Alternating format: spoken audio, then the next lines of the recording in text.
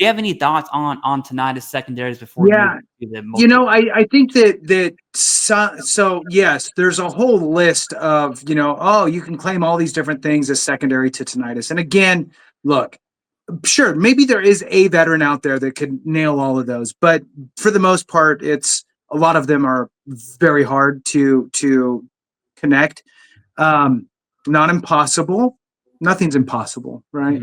But I would say that the tinnitus secondary claims are probably a split, right? Some are in the medium category and some are in the hard category. As far as the medical kind of world is concerned, I would say.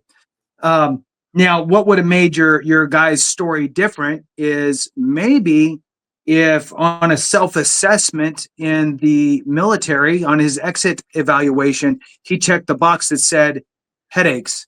And then where it said explain that, he said, yeah, I get migraines like, 3 times a week, and then cool, you had it before you had this horrible head trauma, you just never filed for it.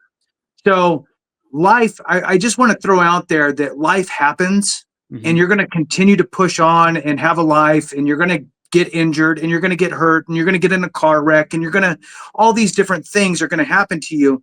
But if you could reach back to your time in service and show any indication that something was going on with you then by signs, symptoms, a medical visit, whatever it is, a self-assessment, whatever it is, it's going to put you in a much better position. And I know we're talking about secondaries, and this would kind of move it to a primary.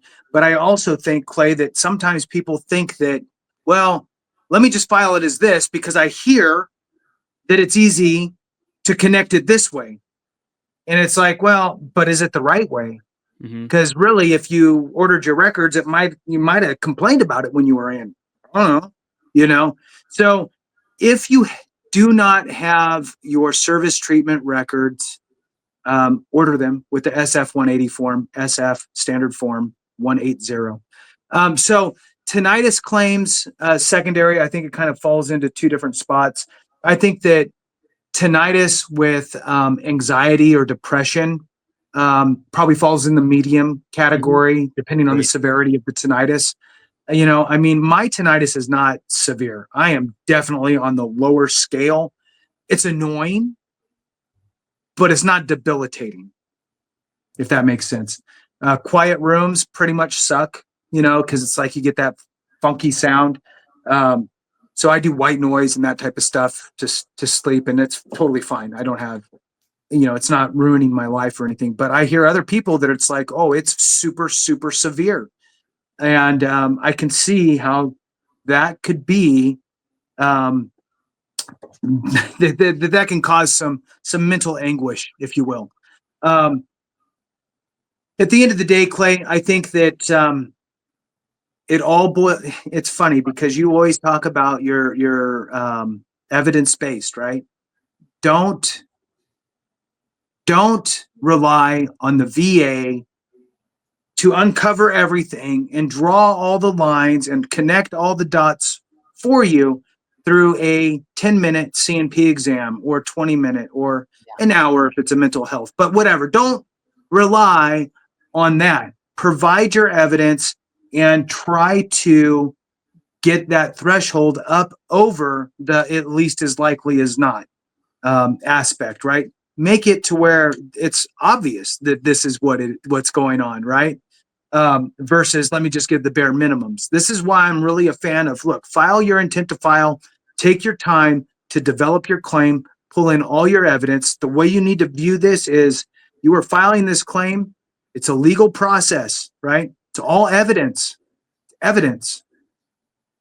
You are having a set of paralegals look at this and decide whether or not you get this claim.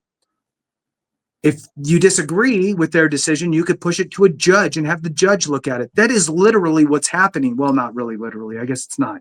That's figuratively what's happening. It could literally be what happens.